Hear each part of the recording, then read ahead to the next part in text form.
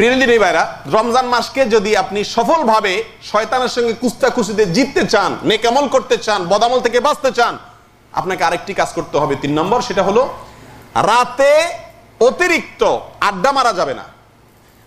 যথাসম্ভব এশার পরে, তারাবির পরে খুব দ্রুত শুয়ে পড়তে হবে।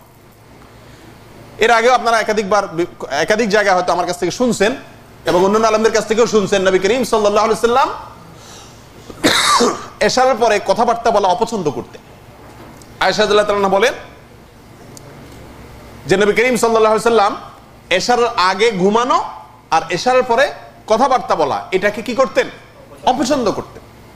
এবং আল্লাহ রাসূল সাল্লাল্লাহু আলাইহি সাল্লামের সাহাবী আব্দুল্লাহ ইবনে মাসউদ রাদিয়াল্লাহু তাআলা বলেন, নবী করিম সাল্লাল্লাহু আলাইহি সাল্লাম অত্যন্ত কঠোরভাবে আমাদেরকে নিষেধ করেছেন এশার পরে আড্ডাবাজি করতে। ভাই, আমাদের বেশিরভাগ মানুষের, আমি বলবো হাজারের ভিতরে 999 জন সিয়াম পালনকারী আমরা আছি, একবারে ভালো ভালো মানুষ। আমাদের সিয়াম পালনের ভিতরে একটা বিরাট ঘাটতি থাকে। কি ঘাটতি থাকে ভাই? রমজান মাসে তো রুটিন নিয়মিত যে সারা বছরের আমল সেগুলোতে করবোই, বরং রমজান উপলক্ষে বিশেষ কিছু আমল আছে সেগুলো কি করতে হয়, তাই না? অথচ রমজানে দেখা যায় আমাদের নিয়মিত আমলগুলো অন্য মাসে করতে পারি, সেগুলো রমজানে অনেক আমল কি ছুটে যায়। কেন জানেন? এর একটা অন্যতম কারণ হলো এই এশারের পরে ফালতু টাইম নষ্ট করা, আড্ডাবাজি করা। বিশেষ করে এই দেশের কালচার, আমরা যারা এই দেশে আছি, যারা দিনের বেলা ডিউটি করেন তাদের কথা ভিন্ন। বহু লোক আছেন যারা সারা রাত আড্ডাবাজি করে ঘোরাঘুরি করে রাত কাটায় দেয়, ফজর পড়ে ঘুমায়, ঠিক না? এতে কি হয় জানেন? সারা রাত আড্ডাবাজি করার পরে ফজরের পরে তার চোখ ভেঙে আসে।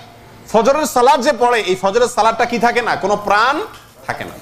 কি পড়তেছে কি না পড়তেছে সে নিজেও জানে না, এই অবস্থায় ফজর পড়ে। এরপরে ফজরের পরে নবী করিম সাল্লাল্লাহু আলাইহি সাল্লাম দীর্ঘ সময় পর্যন্ত জায়নামাজে বসে বসে কি করতেন?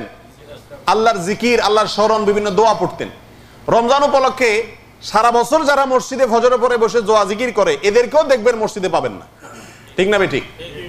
সালাম ফেরানোর পরে রমজানে, আমি অনুরোধ করতেছি আপনারা লক্ষ্য করে দেখেন, বিশেষ করে যারা সারা রাত জাগার কালচারে জড়িত আর কি, ফজরের পরে আমাদের দেশেও সব জায়গাতেই ফজরের সময় মসজিদে থেকে বাইর হওয়ার জন্য যে একটা প্রতিযোগিতা, যে একটা হুমড়ি খেয়ে মানুষ ভাঙা পড়ে, অন্য কোনো ওয়াক্তে এতটা হয় না।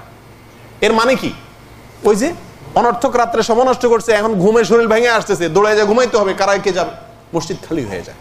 তাহলে আপনি রমজানের ফজিলত কিভাবে অর্জন করবেন? কথা বুঝে আসছে?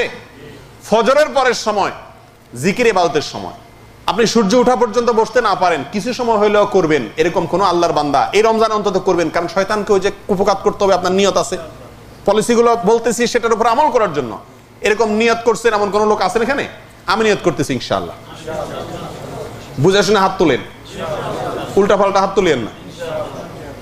সবাই নিয়ত করছেন তো? আল্লাহ তাআলা কিন্তু দেখতেছেন।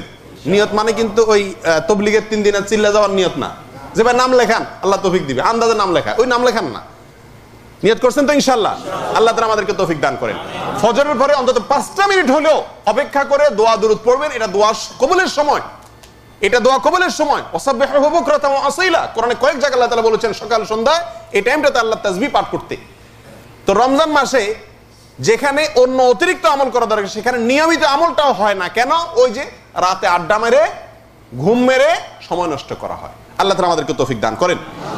প্রিয় দিনী ভাইরা,